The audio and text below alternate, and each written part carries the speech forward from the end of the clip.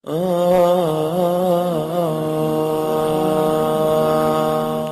الله تعالى في كتابه العزيز من جاهد فإنما يجاهد لنفسه إن الله لغني عن العالمين صدق الله العظيم. Allah Taala көптөгөн мактоолор айтабыз, шүгүлдөр айтабыз.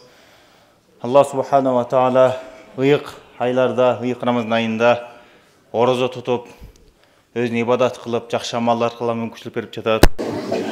Аллах субханаху ва таала адам баласын эки элементтен жараткан. Бириси бул дене, экинчиси рух. Адам ушул эки нерседен турат. Кайсынысы эмнеден жаралса, ошону менен азыктанат. Дене жерден жаралган, ошондуктан жерден чыккан нерселер менен азыктанат. Караңыз, биз азыктанып жаткан нерсенин бардыгы жерден чыгат. Buğdaydan alыңыз, суыны караңыз, картошка болсун, кандай мөбө жемиштер болсун, өсүмдүктөр болсун, бардыгы жерден чыккандыктан инсан ошол менен азыктанат, ал дененин азыгы болуп саналат. Ал эми рух болсо жерден жаралбаптыр. Рух бул нурдан жаралган. Ошондуктан нурдан чыккан нерсе менен азыктанат. Ибадат кылуу менен, Аллахты эстөө менен, Куран окуу менен, зикир кылуу менен, иман сөздөрүн угуу менен, Аллахтын жолуна чыгуу менен, мечитке келүү менен бул инсандын руху азыктанат. Ясалунака ани рух, кул рух мин амр рабби. Пайгамбарыбызга Аллах субханаху ва таала айтат Куранда, сенден келип алар сурашат рух туурасында. Айтканың рух бул Аллах тараптан өкүм. Мындайча айтканда рух азыктанат Аллахтын өкүмдөрүн аткаруу менен. Демек инсан ушул эки тең азыкка муктаж. Кандай эле денеси жерден чыккан нерселер менен азыктанууга муктаж болгондой эле инсандын руху дагы өзүнүн нурдан болгон азыктана муктаж. Ошондуктан Аллах Таала инсанга өкүмдөрдү кылган. Себеби инсанга келип жаткан акыбалдар оңолуусу үчүн анын дене мүчөсүнөн чыккан амалдар оңолуш керек. Инсанга келүүчү акыбалдар, кандай акыбалдар болбосун, Аллах субханаху ва таала адамдын амалына байлап койгон. Ал эми бул амалдар оңолуш үчүн инсандын дене мүчөлөрүнүн башчысы болгон жүрөгү оңолуш керек экен да.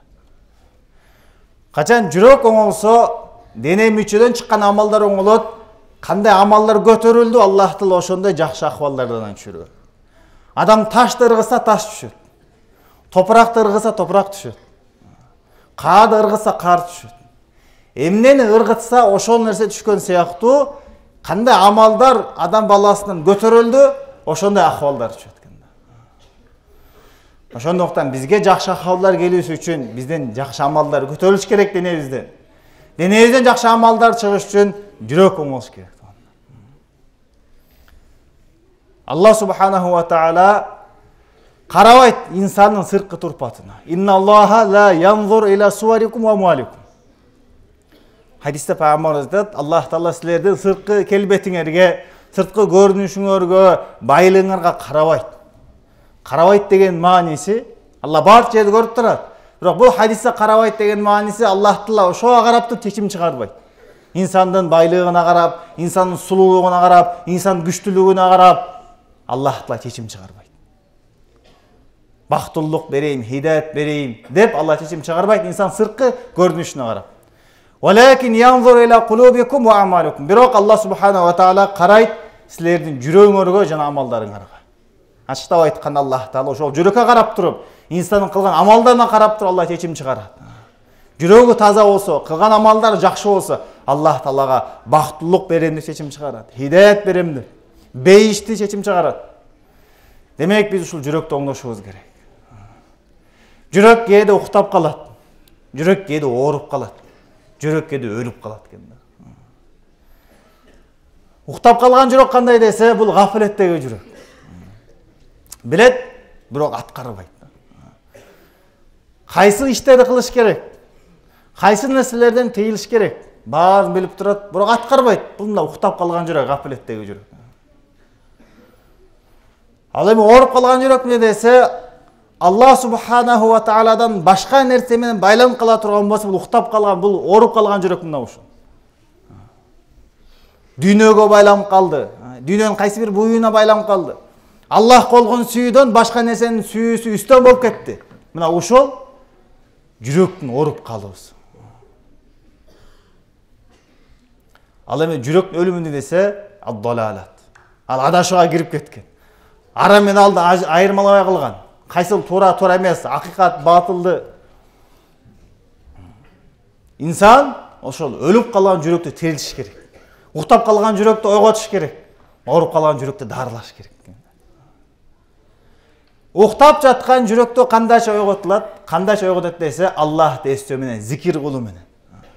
Пайгамбарыбыз саллаллаху алейхи ва саллям айтты: "Инна хадихил кулуб тасдау кама ясдаул хадид иза асабахул ма." Бул жүрөктөр дат басат, кирдеп турат. Кандай эле темирге суу тийген дат баскан сыяктуу. Сахабалар сурашты: "Я Расулаллах, ва ма жилауха?" Анын кетиришин жол кандайча тазаласа болот дегенде Пайгамбар алейхиссалам зикир кылуу өкүм кылган. Өлүмдү көбөстө Кур'ан окуу. Зикир кылуу менен уктаган жүрөктөр ойгонуп, кирдеген дат басып калган жүрөктөр тазаланат. Ал эми ооруп калган жүрөктө кандай кылыш керек? Аллахтан башка нерсе менен байланып калган. Аллахтын сүйүүсүнөн башка нерсенин сүйүүсүнөн болуп кеткен десе, ла илаха иллаллах, Аллахтын сүйүүсүн алып келүү. Аллахтын берген жакшылыктарын эстөө. Аллах менен болгон байланышты тургузуу. Бул жүрөктүн мына дарысы ушу. Ал эми өлүп калган жүрөктү кандай тирилтүү керек? Хидаят керек. Жүрөктө караңгычылык болсо инсан акыйкатты түшүнө албайт. Ла таамал абсор, көздөр сокуру болбойт. Валекин таамал кулубул лати фис суду. Бирок көкүрөктөрдө турган жүрөктөр сокур болот.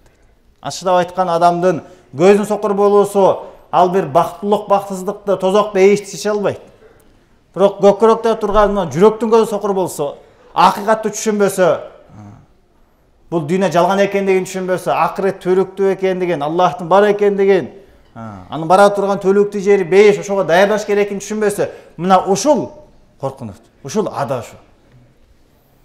Анын үчүн хидаятка муктаж. Инсан жүрөгүнө хидаят нурун келүүсүнө муктаж. Ошого менет кылыш керек. Хидаят деген уламалар айтат, нурун яқдифухуллаху таала ала қалби ибн адам. Бул хидаят деген нур инсанын жүрөгүн Аллах таала салат. Ошол жүрөгүнө хидаят нуру келгенде инсан жамандыкты, жакшылыкты түшүнө баштайт. Жалган сүйлөсө кандай зыян экенин түшүнө баштайт.